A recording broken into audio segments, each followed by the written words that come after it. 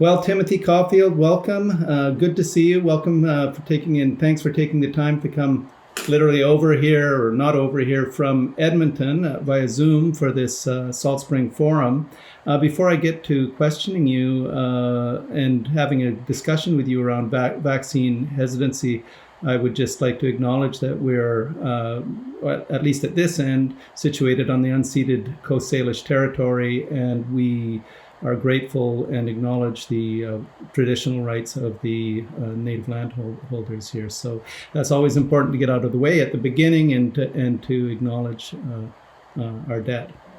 So, Tim, our topic today falls right in line with your expertise. Maybe what I can ask you to do is just give me a quick thumbnail of where you have the line of work that you've been engaged in over the latter part of your career, and so people know who it is I'm talking to and where you're coming from as a specialist in vaccine hesitancy.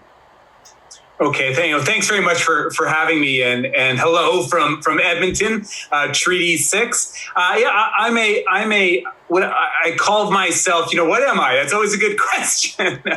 I call myself a health and science policy expert. So over the past really few decades, our team. I'm very lucky. I work with an interdisciplinary team. We've explored the ways in which knowledge is created. But I think more importantly, and probably more relevant to what we're talking about today, is the way in which science and health is represented in the public sphere. From pop culture to social media to the news media to policy reports, and this. It really is important because not only does it have an impact on policy, on the development of policy and public discourse, but it also has a real impact, and we know this from research, on beliefs, on health behaviors. And as we know from the past year, that is incredibly important. I have a personal fascination and I guess you could almost say a passion around battling misinformation, the spread of misinformation. And this was something that I've been interested in before the pandemic. And it's really interesting because we've seen an accelerating acceptance, I think, of how important that topic is. When I first started studying misinformation, I don't know if you can get this sense too, it was almost like a fringe topic, how science and academic work is published in the public sphere was almost framed as kind of a fringy topic. Yeah, that's interesting, good for you. Holy cow! Now it's in the center, and that was a core issue, and I've seen that migration happen over, I'm going to say, the last 5 years, and I think probably the best example of it is the World Health Organization declaring that we're in the middle of not only a pandemic but an infodemic, right? And they made that declaration, about 15 months ago, and holy cow, are they ever correct? And very specifically for what we're talking about today, our research team at the Healthline Institute, and we have collaborators across the country, have been studying misinformation in the context of COVID. So we got a grant from the CIHR to study it. We've also got a grant from Heritage Canada to help with creating messaging to try to combat it. And just today, it was announced that our team, together with another wonderful group of scholars and science communicators across the country, have got funding from the Public Health Agency of Canada for an initiative called Science Up First to battle misinformation in this context. And maybe we can come back to that at the end. I'd like to come back to that current program and hear more about that and where people can turn if they want to learn about that program. I'm interested in hearing you frame this in terms of the timeline of the last 5 years. And obviously, although we don't have time to go into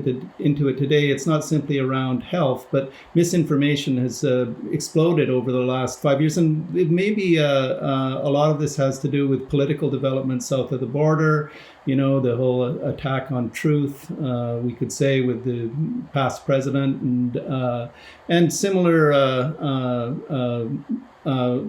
developments around the world. So it's not just in the area of health, but in politics and society generally.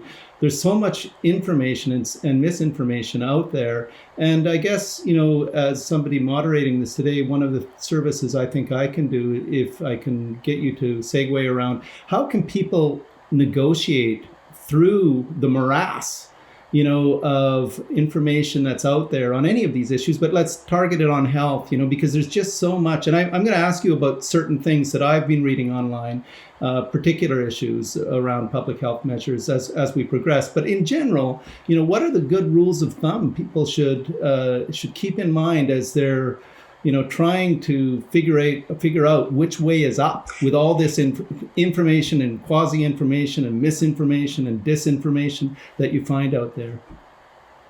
Yeah, which way is up? That's a great way. That's a great way to put it. And it's interesting because research tells us, recent research tells us that increasingly Canadians recognize that we're in the midst of an infodemic. That misinformation is a real problem, and that wasn't always the case. Often people thought, well, there's misinformation out there, but I can negotiate it, no problem. That's not the situation anymore. That's not the case anymore. And in fact, there was a study that came out, I'm going to say maybe 6 weeks ago, that found that 96% of Canadians recognize that they're seeing misinformation almost daily. That's really should be 100%. But the fact that 96% are willing to admit that really gives us a sense of where we are today. And the public does feel frustrated.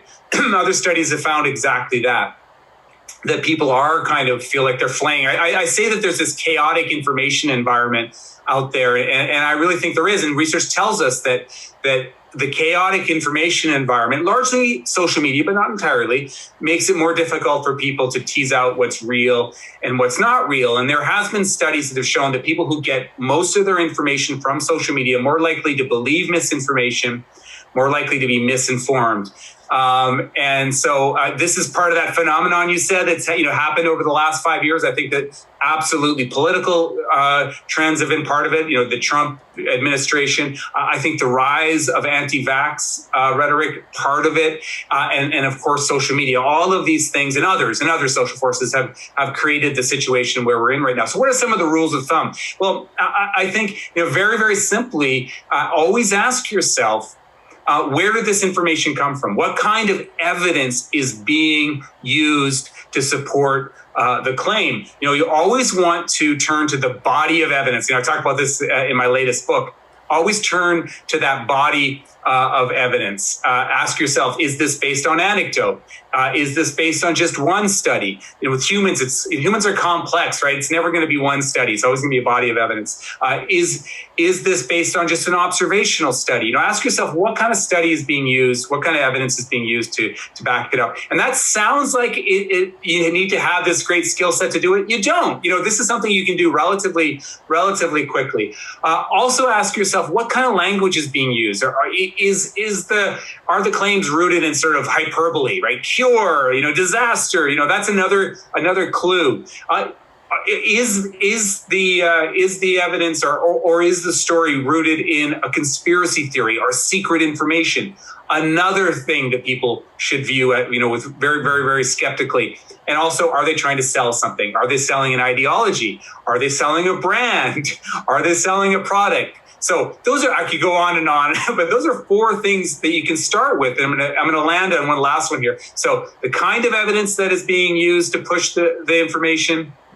What are the agendas of individuals pushing that information? Are people trying to sell things? These are the kinds of things that people can think of. And lastly, always turn, especially with something like the pandemic, turn to those independent voices that are trying to aggregate science in a responsible manner. And yes, that is the World Health Organization, the Public Health Agency of Canada, the CDC. They haven't been perfect. There's been missteps, but in general, that's the kind of voice that you want to look at, not one single person with a YouTube clip that's got a particular agenda. Okay, yeah, that's great. That's great tips. And then how about cross-referencing? Multiple sources. In general, for any public issue, it's always good to look at multiple sources. So I've noticed that people are sometimes relying online on single sources, and then they run with it, right? So when there's an issue as complex as some of these issues that we're looking at today, it's obvious that you need to check out multiple sources, whether that be, mainstream media as it's labeled now, or some of these other sources, and then trying to assess the credibility, the likelihood. There's a lot of probability, probabilistic thinking one has to do too. Like, what would have to be true? If this was true, what else would have to be true about our world, right? And sometimes people don't take that step, right? And sort of assess, the implications of what they're actually believing or aiming, looking at. You're 100% correct, and that checking sources, that goes in my what kind of evidence is being used, right, sort of Venn diagram. Absolutely, if there was some dramatic event, I promise you'd know, and it would be on other sources. If you can't find, go get online, see if other sources are providing you with the same conclusion, right? And that's easy to do. That's an easy step to do. And a lot of media literacy organizations recommend exactly that. Check multiple sources to see if the themes are the same. I always like to say in the context of health, if there was a miracle cure, or or there was some kind of disaster, I promise you would know. No one's hiding that information. And you're also right about the conspiracy theory element, which was you were really kind of digging at when you said all these things would have to line up to make this perspective true. That is important. And one of the things that the World Health Organization, for example, highlights that you should always do is when you are trying to debunk, note the conceptual problems, the rhetorical tricks that are used to push misinformation. And one of them is exactly that they have access to secret information, or something is being withheld, or the mainstream scientists or mainstream media is holding something from you. Those are actually signs that what you're about to hear is misinformation. Okay, great. So with that sort of prelim, which I think is a necessary prelim, let's turn specifically to looking at vaccines and vaccine efficacy, and particularly the COVID-19 vaccines that are out there, and the reasons why people are reluctant perhaps to get vaccinated.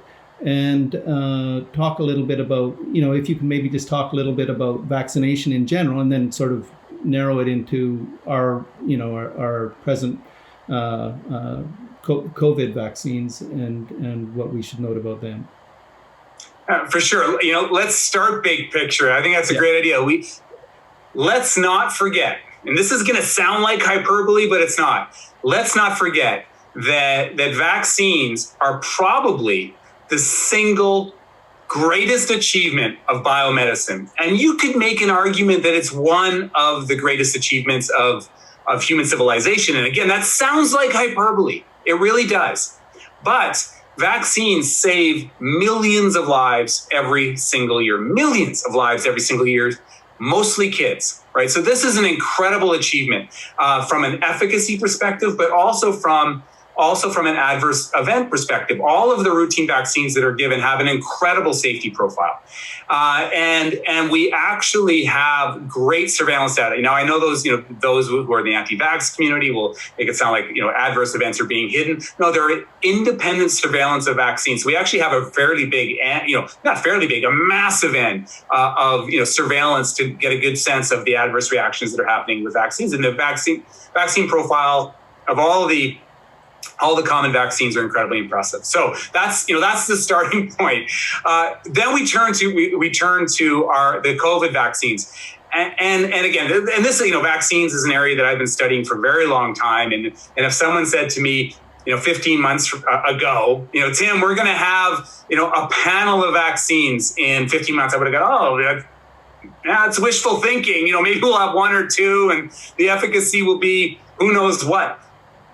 No, holy cow, this is a moon landing, you guys. This is an absolutely incredible achievement that we have these various vaccines, all of them with incredible efficacy and all of them with really, despite, and we can get to what we've heard in the popular press about adverse events, incredible risk profile, really, really amazing. You guys, this really is a moon landing. Now people say, oh, but it happened so fast, Tim, and these RNA vaccines, they're new. Well, RNA technology has actually been around for a long time. So we're very lucky that we kind of hit the ground running with these vaccines, right? Number one. Number two, we're building on decades of vaccine research knowledge, right? So this isn't like de novo, right? We're building on that knowledge. Number three, the world was mobilized, right? The world was mobilized in a whole bunch of different ways. So there was international collaboration. There was collaboration between the public sector and the private sector to make this happen, right?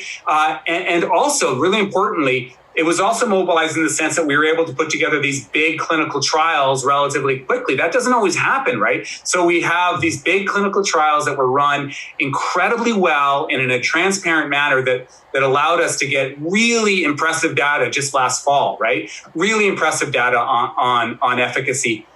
After they start rolling out, we have post marketing surveillance going on. We have all this real life data that we can look at, also incredibly impressive. So I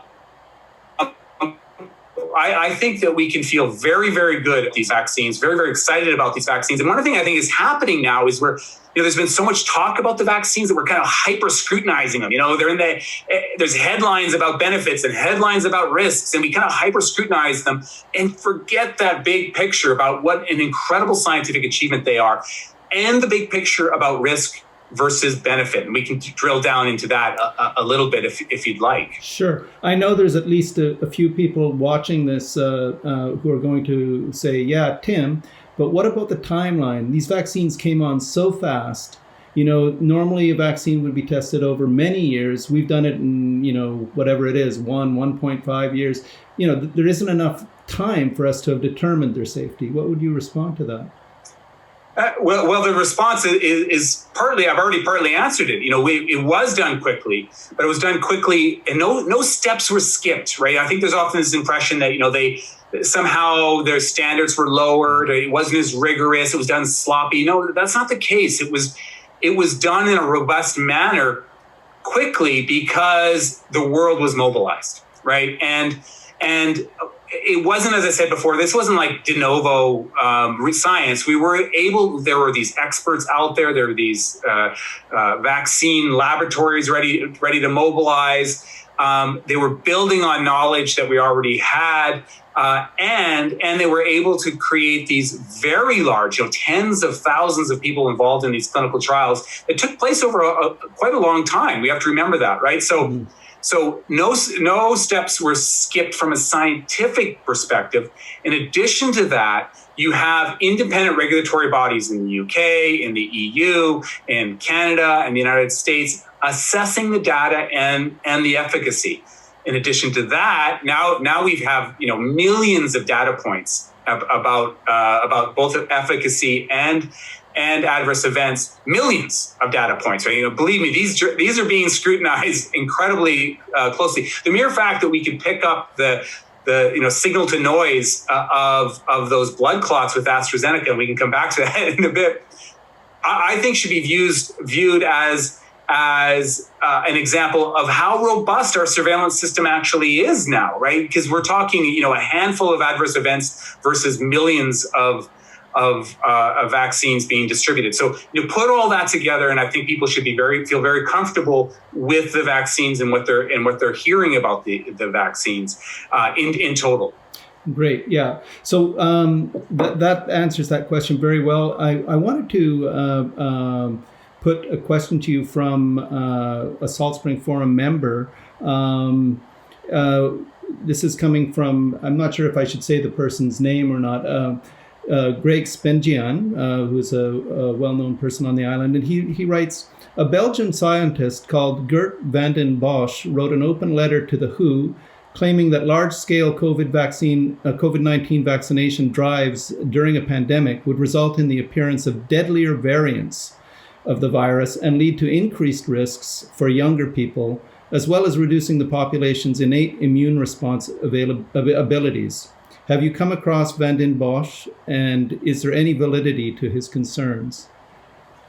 This is a great question, and yes, very familiar with it. As you can imagine, in my world, created quite a stir, and was not. This is a fringe perspective that was not considered from the body of evidence, as I said at the beginning, to be valid or to be a justified concern. And now we have more data to back up what I just said. But what I think is fascinating about this, and is.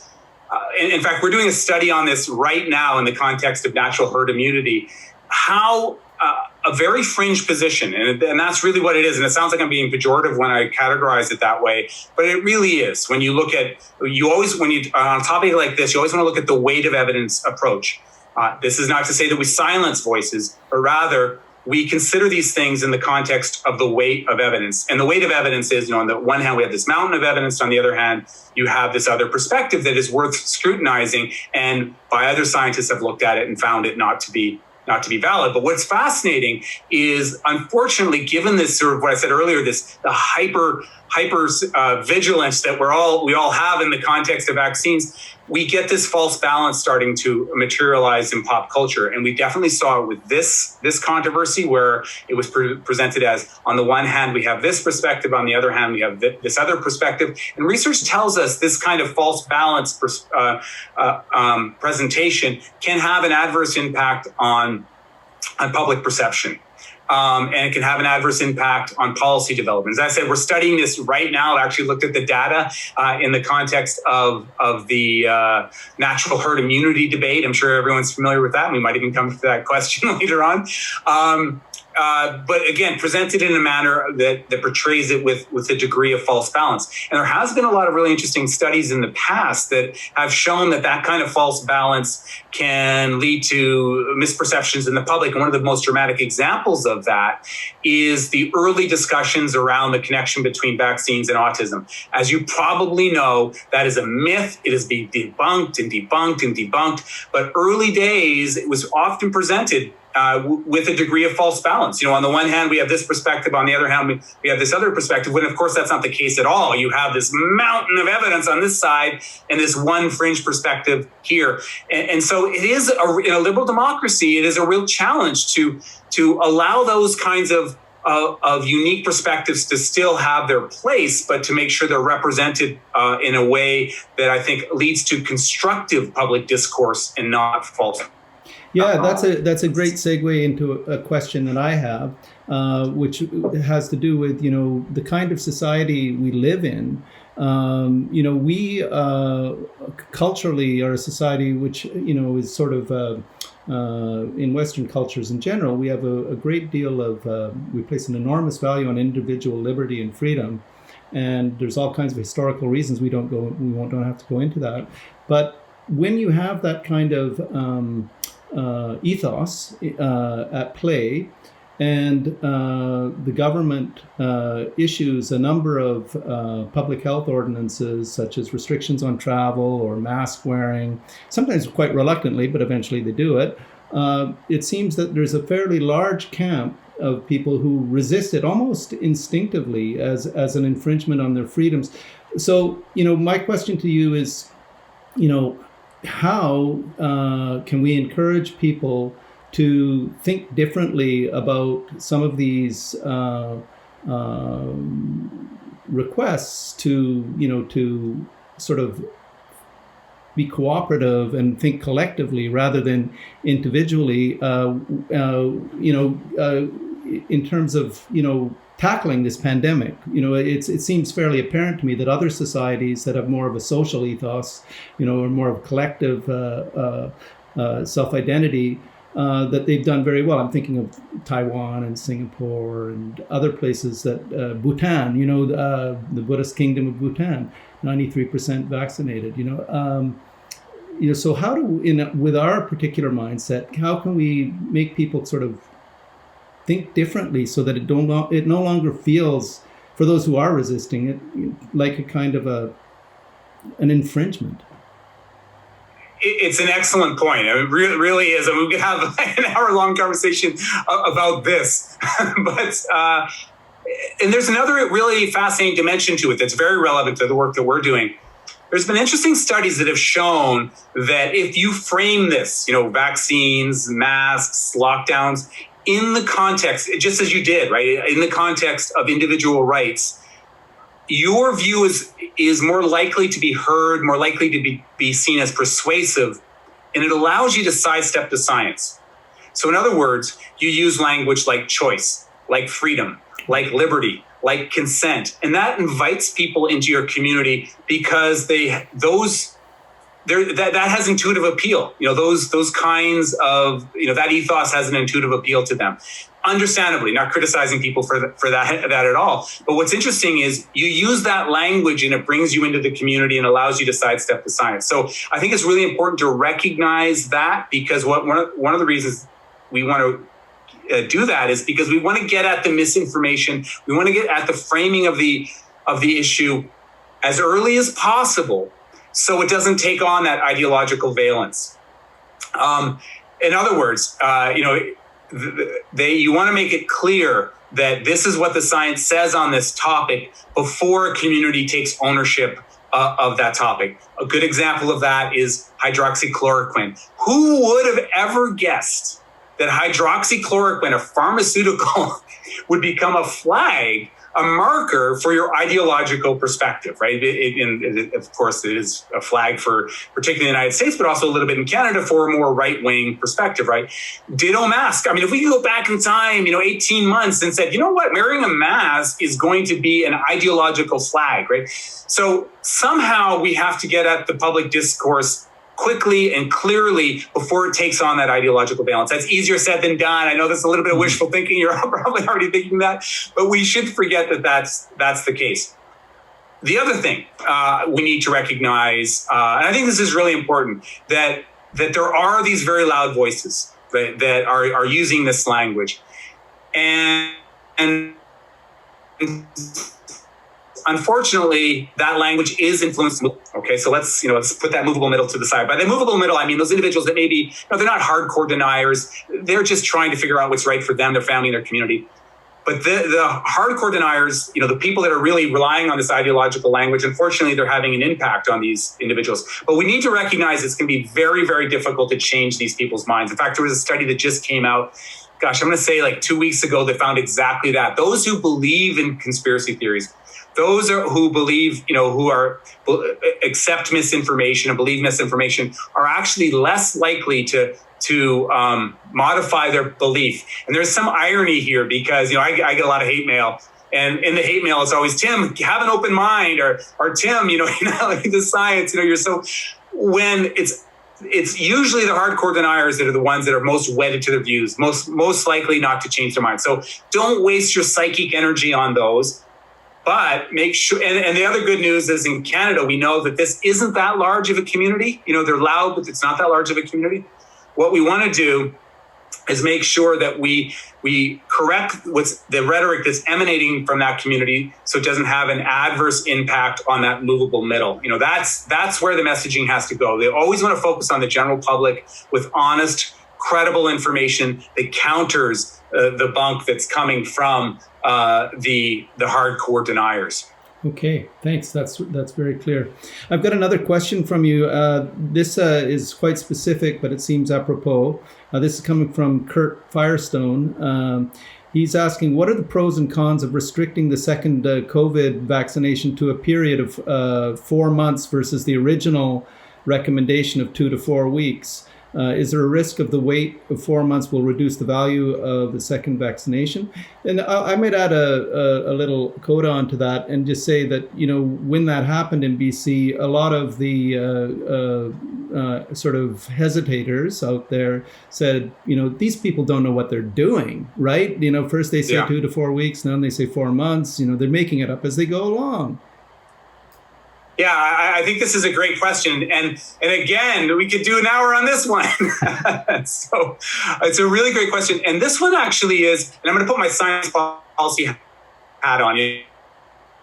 I want to be clear here, I'm not a clinician, I'm not an infectious disease. I'm pretty close to these discussions at the national level. And, and so I'm very aware of how this played out. And it is a great question, partly because this is this is a challenging scientific public health question.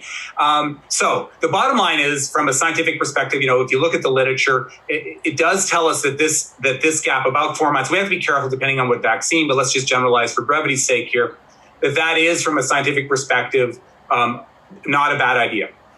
However, I agree that the science communication around that was less than ideal in all the provinces and created confusion, right? I think it's really important to invite the public into the discussions and so they can get a sense of the rationale for that policy development. But it was a balancing. There is a balancing going on here. And that balancing, of course, is what is going to optimize the performance of the vaccine for the individual versus tackling the pandemic on a population level. Now, I think looking at the science, that the gap that they're talking about, we have the efficacy, we can feel safe, distributing it in the manner that has been suggested. But the complexity of it from a public health perspective on a national level, on a regional level, is exactly as I just described. You're trying to balance, maximizing vaccination performance versus trying to get the population vaccinated so we can tackle the pandemic more broadly. What's better for the community, and that's the balancing that they're trying to make. And I think that we really do need, and I think this question. And by the way, I got emails from people. I had even friends who are frustrated by this. I think it really highlights how important really good, transparent science communication is. And I'm not saying this is easy, because this is a complex, how do you communicate this to the public? But I think we got to trust the public and let them know the thinking that's going on around these kinds of decisions and why recommendations can evolve. And that's the last point I want to make in response to this question. I think it also invites us to consider the frustration we saw with the mask, right? When people change their minds about the mask. We have to recognize, science isn't a list of facts. Science is a process, right? And it's always evolving. It's always changing. And we saw that with the mask. So if there's a public health official, you want them to be informed by the science. You don't want them to be dogmatic. You want them to be nimble. You want them to change their recommendations as the science evolves. And that's exactly what we saw happen with the masks. I think it's also true to some degree what happened with these recommendations. It's more about how we're communicating with the public. If you're dogmatic at the beginning and you don't have science to justify that dogmatism, and then you shift, that's a good way to lose public trust, right? You want to invite the public in to see how that science evolves, to sort of prime them to say, this is our recommendation we have now based on the best available evidence. It might change in the future once the science evolves, once we have more data in this area and more data in that area.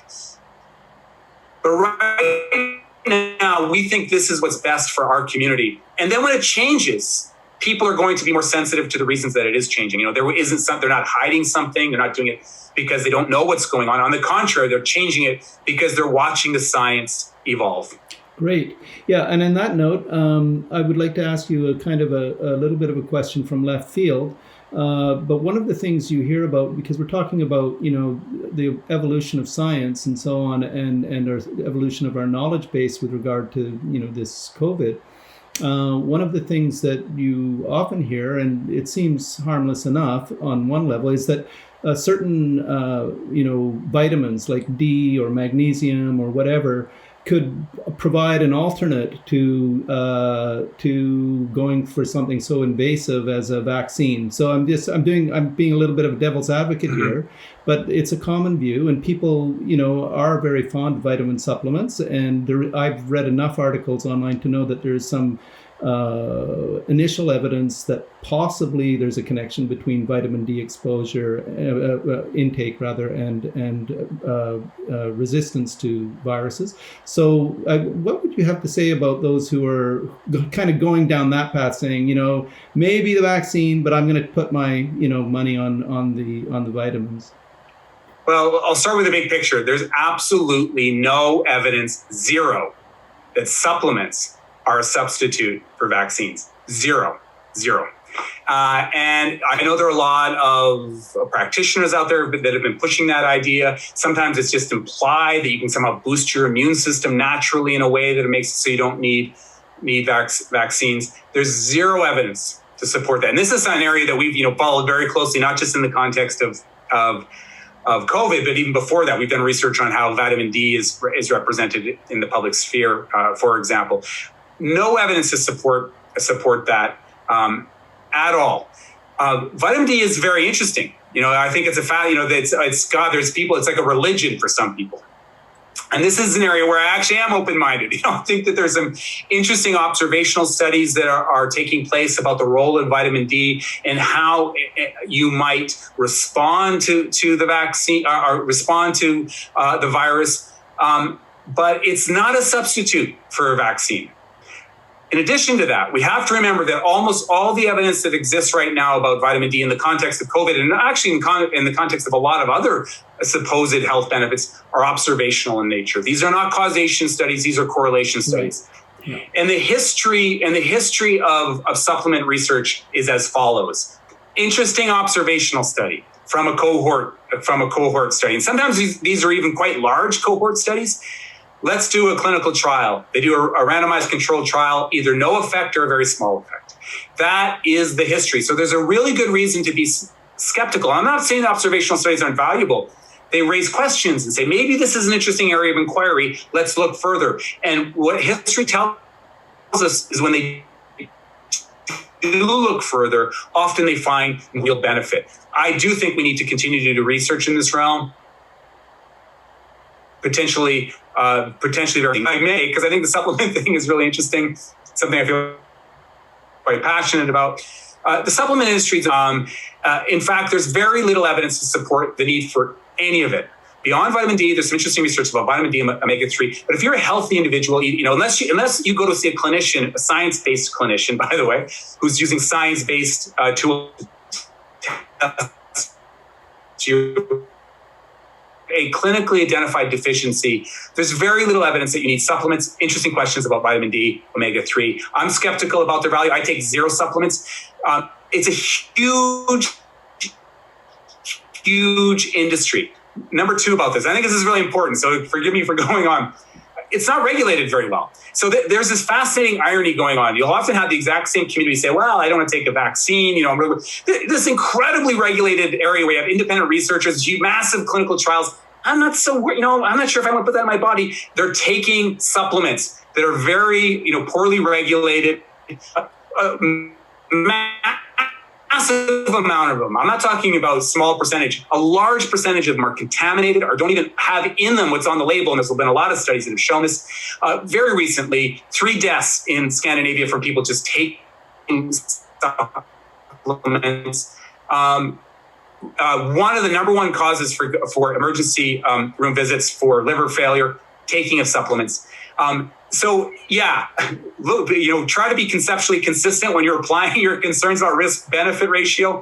And if you apply them in a consistent manner, I think you'll find you won't be, relying on supplements. You should get the vitamins from the food you eat. And again, listen to your science-based clinicians on advice about supplements. There are definitely times when you need to take supplements, pregnant women, you have absorption problems, etc. Listen to your clinicians. Okay, thanks for that. No, that's great. It's something that interests me partly because, and I know we've talked briefly about this before. There are different alternate systems of medicine and knowledge coming out of different cultures. And, there's Ayurveda and there's Chinese herbal medicines. There's a lot of stuff out there.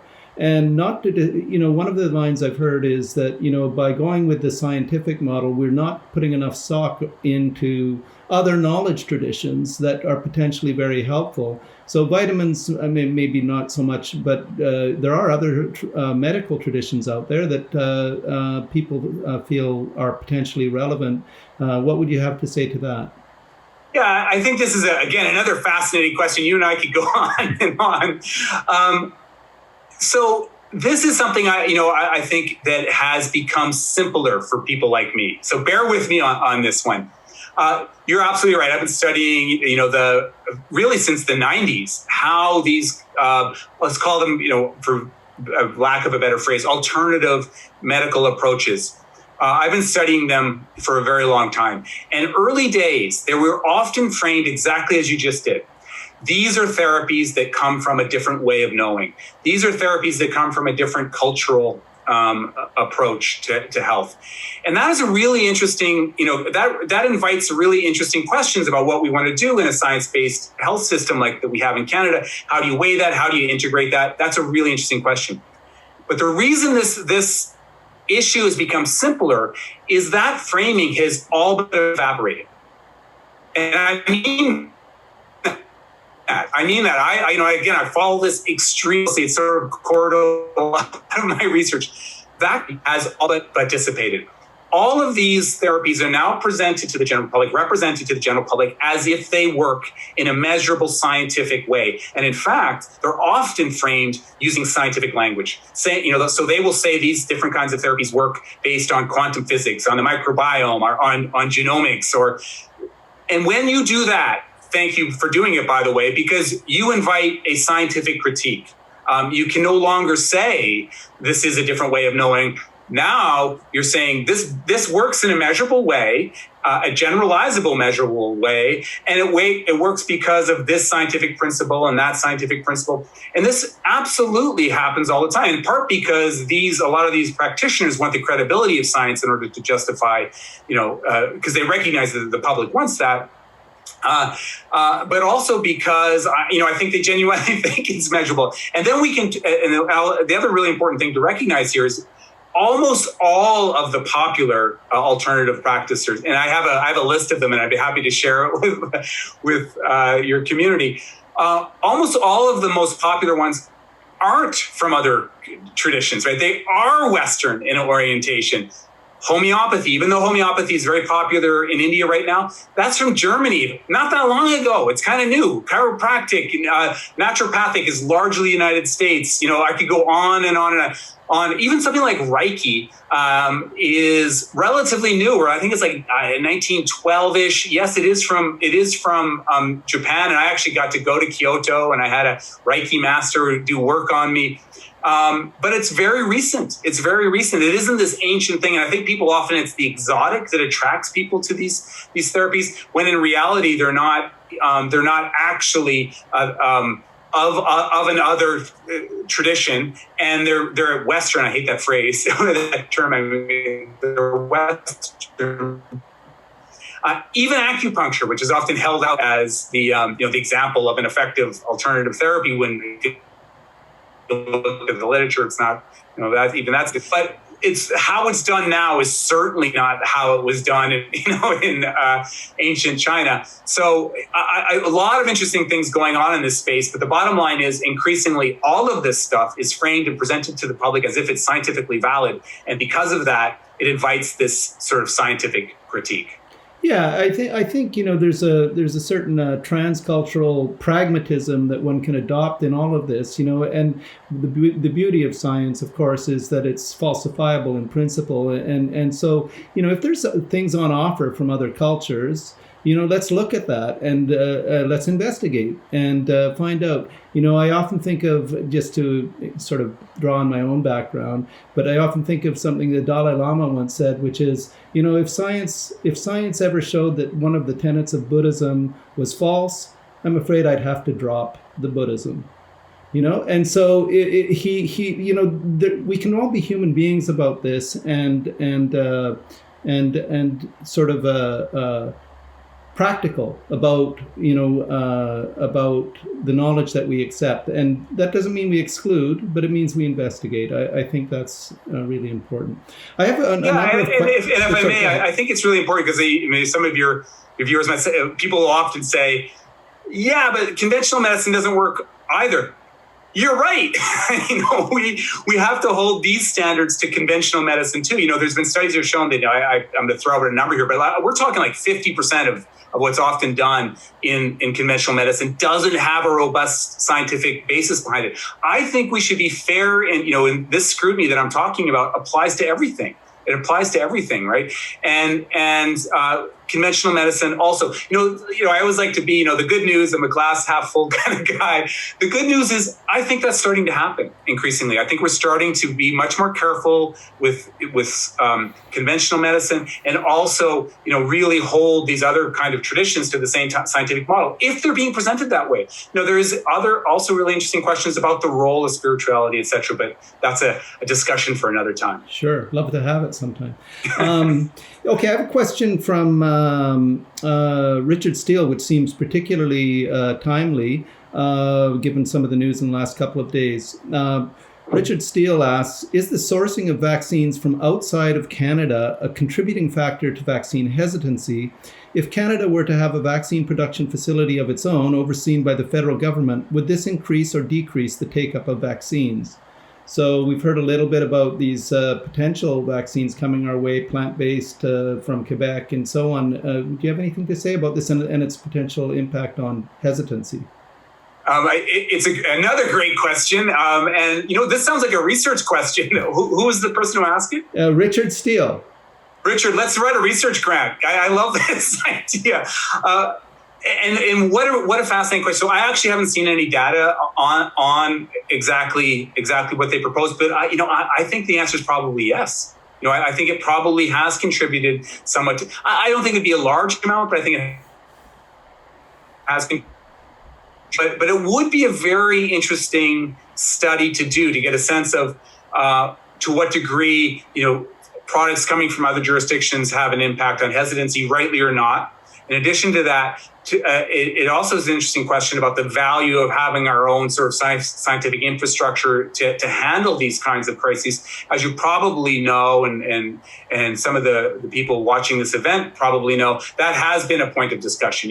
To what degree has the lack of sort of Canadian infrastructure had an adverse impact on our vaccine supply? So, I think this is a really interesting question. And I will say this, I know there are scholars in Canada that are very interested in this topic and they're investigating it. And so actually some of my great colleagues in BC at UBC and SFU are very interested in this question. Great. Well, that's for follow-up then. Okay, Martha Basai from Nanaimo has asked a very interesting question, maybe again a little bit from out in left field, but it's not so far out in left field where I live. So let's talk about this one. Concerns about COVID-19 vaccines are sometimes linked to other concerns, such as possible impacts from cell phone towers, especially as providers transition to 5G. Why does linkage between concerns like this occur? Obviously, people who are skeptically minded will be skeptical of many things, but is there any more than general skepticism at work here? Oh, wow, another excellent question. And it ties in a little bit to what we talked about before. You are right. There are these clustering of beliefs that occur. And part of it is, well, first of all, as you just highlighted, skeptical people are skeptical, right? And you can look at, there are certain characteristics that individuals have that are more that make them more likely to believe misinformation and more likely to believe and rely on conspiracy theories. In addition to that, the sort of social conditions that we're all living through, again, research tells us, heighten the interest in conspiracy theories when people looking for answers, people looking for complete narratives. That's a really interesting part of this equation. People don't want to hear, well, we don't know. They want a complete narrative, especially if narrative fits. But this clustering of ideas, it goes back to what we were talking about earlier about the ideology thing. And I'm using ideology in a very sort of loose way here. The 5G one's fascinating and there actually have been a number of really interesting studies on this. The 5G technology thing started quite early. It was a story that emerged, I'm going to say February, March in the COVID story. And it was, based on this idea, there was a correlation between 5G towers and COVID, which is wrong on two levels. One, that correlation isn't there. So the alleged correlation doesn't even exist. And number two, it makes no biological sense at all, right? It's not scientifically plausible concern. And because of that, I think that a lot of people kind of laughed off the 5G technology conspiracy theory. That was a mistake. And research tells us that was a mistake. And there were a lot of celebrities like Woody Harrelson. I don't know if you knew this. He was one of the epicenters for the conspiracy theory, and also the singer MIA, who I love, but I used to love, I'll put it that way, also another person spreading these conspiracy theories. We kind of laughed it off, right? But it took on this ideological valence. If you are part of this community, this is one of the beliefs that you adopt in order to signal to the world that you're part of this community, right? And that's why you see these clusterings happening. And yes, there's a lot of other things going on, but that's part of the story for sure. And I think that's why you see that happen. You'll have people who are anti-vax. They also believe in the 5G technology. They're going to be anti-mask. All of these things kind of operate. They believe in hydroxychloroquine. I could go on. I could list the things that they believe it's a bioweapon. The kinds of things that they're at least open to are clustered together because that's signaling for that community that you're part of. Right. Okay. Yeah. Well, a final question from the community raises an interesting point about potential pathways into the future. This is an anonymous question, so I don't know who has asked it. At what point do we need to consider mandatory vaccination? For example, I'm less worried about people avoiding the COVID-19 vaccines than I am by the low rates of immunization on Salt Spring for deadly childhood diseases like measles. It's okay for adults to make bad choices concerning their own health, but doesn't our society owe it to children to ensure that they are protected, even if their parents say no? The mandatory vaccine question, another great question, and I mean, a good last one.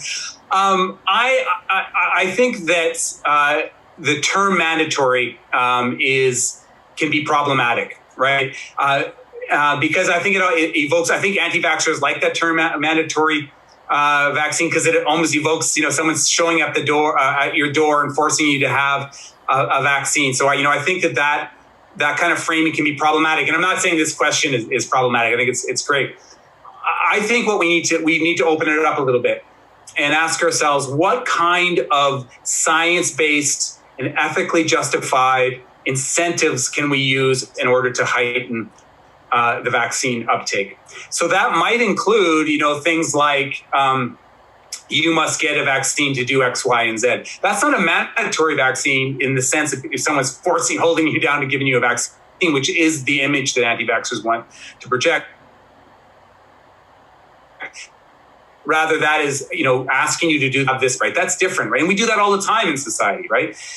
So I think we need to frame it as if, what kind of policies that incentivize vaccine uptake are needed. And I, as you can tell, I'm a huge vaccine advocate. I do lean towards, the idea of adopting these policies when needed. I think in the context of, there was a really great piece in, I believe it was in JAMA, the Journal of the American Medical Association, where they advocated for mandatory vaccines now, right? With COVID. I'm not sure if we're there yet. I think, because I do think you need to consider the social controversies that are going on and the public discourse that is going on around a vaccine. I think that is part of the conversation. So we have to ask ourselves, weigh the good and the bad of adopting that policy. But I agree very much with the individual that asked this question, that we need to remind people again and again and again that getting a vaccine is an altruistic act. You're not doing it for yourself as much as you're doing it for your family and your community. And these kind of policies, when they are adopted, are for the community. And we've seen where these kinds of policies are adopted in California and Australia, that the vaccine uptake does go up. It does work. And, for better or worse, these things do work. Some people are concerned it polarizes the discourse more, and I think that's a justified concern. So there's a lot to weigh there. But I have my good friend, Ubaka Ogugu. He's a big supporter of mandatory vaccines, for healthcare providers and for children when necessary.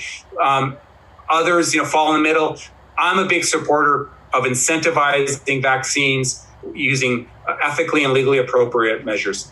So such measures, just to do a quick follow-up, such measures might include something that's been a fair bit in the news in I believe in the Maritimes and elsewhere, the idea of vaccine passports. Any comments about that as a way to incentivize people, and what kind of context might that be appropriate? I think the vaccine pass. I think we're going to hear a lot more about this in the future. I think this is going to become a real flashpoint. Partly because I think it's just going to happen. From the private sector perspective, that we're going to start to see it roll out. And I think that it's probably legal, right? Because a lot of these institutions aren't covered by the charter. People say they know charter issues. So I think some version of it is inevitable. And of course, we've seen it in other contexts. Traveling, you have to have certain vaccines in order to go to certain countries. So it's not like it's completely novel, right? So I do think we're going to see it. I do worry about issues of equity, issues of shaming, those kinds of issues. I think those need to be weighed in. But if we get over the equity issues, if we get over the access issues, if we get over sort of those shaming issues, I think there can be some utility to these kinds, vaccine passports of some kind. You can probably sense the hesitancy in my voice, because I do think it's a complex question. It's not a slam dunk, right? I do think there are definitely things to consider when rolling out a policy like that. But we've seen other jurisdictions, use them. I do think, I'll say this, and I'll put more of a positive kind of soft spin on this. I do think we need to get creative in how we get, getting vaccines to people. I really do think we need to get creative. You see Israel has used a lot, I'm not sure I'm really advocating this, but I'll tell you about, there's bars in Israel, so you get a drink if you get a vaccine. I'm not sure I want to advocate for that, but I'll use that as an excuse to talk about, let's get creative and think about ways that we can encourage people to get vaccines. And one of the reasons I like all the enthusiasm from the Gen Xers around the AstraZeneca is, I think it's great that they're getting the vaccine. But I love all the creative stuff we've seen around it. People talking about it. The selfies. I know some people hate selfies, but normalizing the whole thing, right? Normalizing it. I think that's just fantastic. Yeah, I think we can work it out. It's gonna happen. That this dialogue is going to continue, and I think with goodwill and understanding on all sides. And one thing, maybe one of the last things I'd like to say is, the value of keeping calm and rational in all of this. Because people are generally of goodwill and they want to do what's best for their neighbors. There's a terrible atmosphere of fear and sadness prevalent in the world now. Those who are hesitating are, for the most part, just ordinary folks trying to figure out which way to go on these issues. And so, we got to keep talking. Yeah, what a great point to end on. I think you're 100% correct. Most Canadians are just trying to figure this out. Most people don't have some malevolent agenda. They're just trying to do what's right. And they're in the middle of an incredibly chaotic time. They're in the middle of an incredibly chaotic information environment. And just being calm really does matter. And it may sound like sort of just wishful thinking, but there's actually research to back this up, right? If you can just, take a moment to reflect, to be calm, you're less likely to believe misinformation, less likely to share misinformation. So if you can just get people to pause before they share something, they're less likely to share it. And I think that that's something that we can all use in our daily lives, right? Just to remind ourselves to take that moment to reflect and take a moment to step away from the noise. And I think if you do that, you're more likely to apply critical thinking skills when you step back in to the noise. Sure. And when people are thinking things through and assessing their decisions, one variable that we just haven't talked about yet, and maybe is probably the most important to at least allude to, if not go into great depth on, it would be the idea of herd immunity and what it's going to take for us to get there. And, could you illuminate anything on how close we are and where where we have to go to get to that point where we can all return to some kind of normalcy in our lives? Yeah, it is an incredibly important concept, and it's one of the reasons why the conversation we're having today is it's going to be 70-80% of the population is going to have to get vaccinated. It's not going to be through natural herd immunity. There's a whole bunch of reasons for that. We need to get from a scientific perspective, we need to get vaccinated. And so that means that, we're going to start bumping up against, the impact of hesitancy in in the relatively near future, right? Because we're going to start having swaths of the population who are vaccinated. Like if you the old population already is hovering around 75, 80% with one vaccine. We're starting to bump up against hesitancy there. And as we roll it out even further, we're going to see the adverse impact of hesitancy more broadly. So this really matters. And that's why when you hear people like Joe Rogan was going on, if you're young and healthy, you don't need to get vaccinated. No, that is not true. It's wrong. He's wrong on so many levels, but mostly because of the herd immunity story here, right? We need, young, I've got 4 young, healthy kids. I want them all to get vaccinated. 3 or 4 of them are vaccinated right now. For them, yes, but also for the role that they play in the community. So, I think that message can't be said enough. We're doing this for each other. We're doing this for our community. Go out there and get vaccinated so we can get Canada to that level of herd immunity that's necessary. Okay, well, that's a great way to end, Timothy. And so, Timothy Caulfield, thank you so much for joining the Salt Spring Forum for this encounter. I've learned so much, and I'm going to take away a lot to think about and a lot of hope from our conversation. So, thanks again. Really appreciate the opportunity. Thanks very much, and thanks to all the great questions. All right.